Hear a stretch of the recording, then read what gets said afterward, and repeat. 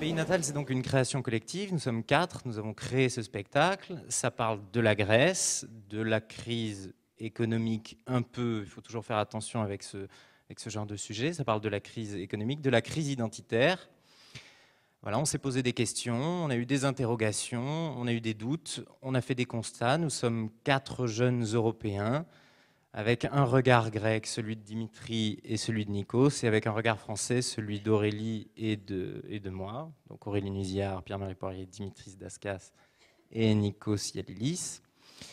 Et en même temps, c'est une rencontre avec un dramaturge grec qui s'appelle Dimitris Dimitriadis. On a beaucoup lu de Dimitriadis.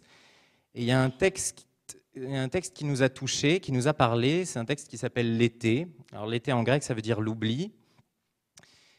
Et ça faisait écho avec une question qu'on s'était posée, que ce soit les Grecs ou les Français, c'est est-ce que la crise identitaire grecque n'est pas due aussi peut-être au fait que la Grèce est trop attachée à son passé. On sait que la Grèce, c'est le berceau de la démocratie, c'est aussi le berceau de la civilisation occidentale.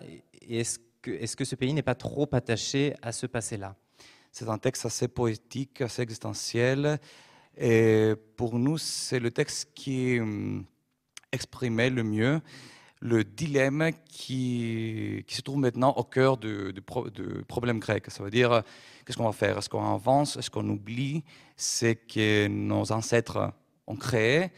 Est-ce qu'on peut utiliser tout ça pour créer quelque chose d'autre?